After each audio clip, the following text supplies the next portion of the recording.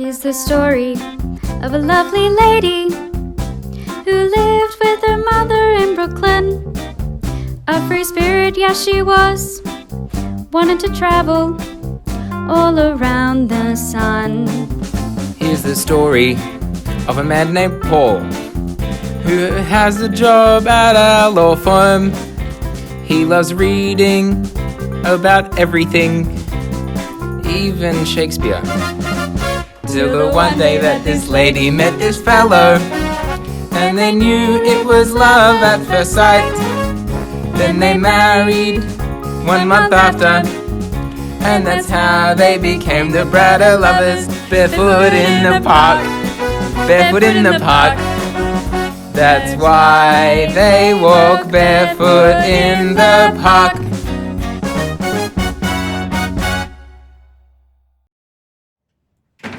Well, how about that, Mr. This is gonna be a fiasco tonight?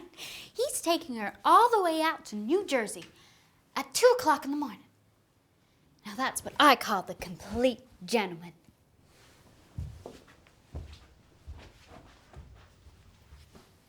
Paul? What's the matter, darling? Don't you feel well?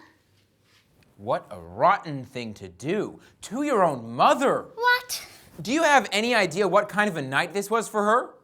It's not over yet. Well, you didn't see her sitting here 2 minutes ago. You were upstairs with that Hungarian Duncan Hines. Well, she was miserable. Her face was longer than that trip we took tonight. Well, she never said a thing to me. Oh, she's too good a sport. She went the whole cockeyed way. Oh, man, dragging a woman like that all the way out to the middle of the harbor, for shame. Paul, what are you so angry about? I just told you I felt terrible for your mother. Why? Where is she at this very moment? Alone with probably the most attractive man she's ever met. Now tell me that doesn't beat the hell out of hair curlers in the Late Late Show. Oh, yeah, I can just hear it now. What sparkling conversation. He's probably telling her about a chicken cacciatore he once cooked for the High Lama of Tibet, and she's sitting there shoving pink pills in her mouth. Well, you never can tell what people talk about when they're alone. I don't understand how you can be so unconcerned about this. Unconcerned? I'm plenty concerned about my mother. What I'm really concerned about is you. Me? Me? I'm beginning to wonder if you're capable of having a good time. Why? Because I like to wear my gloves in the winter? No, but you are extremely proper and dignified. I'm proper and dignified? When? When was I proper and dignified? Always! You always look right, you always dress right, you always say the right things. You're nearly very close to being perfect. That's a rotten thing to say. I've never seen you without a jacket. I always feel like such a slob compared to you. You know, before we were married, I was sure you slept with a tie on. That's ridiculous. And you're not! That's just the point. Like, last Thursday night, you wouldn't walk barefoot with me in Washington Square Park. Why not? Very simple answer. It was 17 degrees. Exactly. That's very sensible and logical. Only it isn't any fun. I'm not going to listen to this. I am not going to listen. I've got a case in court in the morning. Where are you going? To sleep. Now? How can you sleep now? I'm going to close my eyes and count Kenichis. Good night.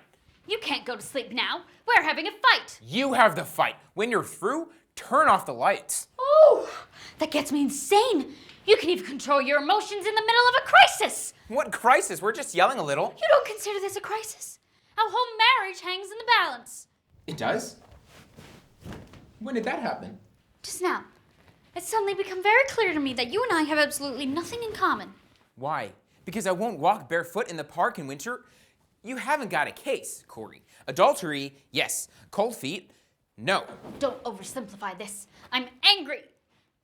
You will not go to sleep.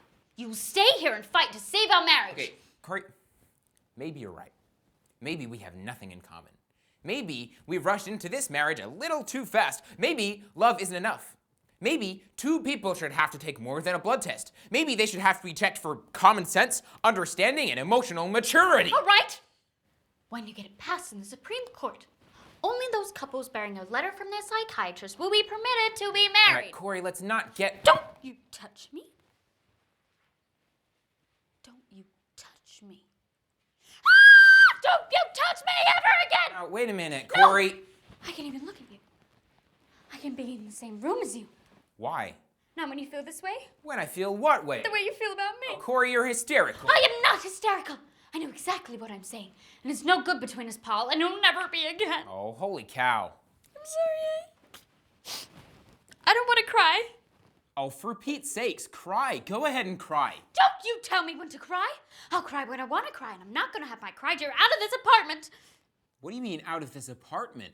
Well, you certainly don't think we're going to live here together, do you? After tonight? Are you serious? Of course I'm serious. I want a divorce. A divorce? I'm sorry, Paul. I can't talk to you when you're hysterical. Good night. Corey, do you mean to say... Here I am, working my ass off for her. Oh, look at me. I'm Corey. Oh, I'm love life. Yeah.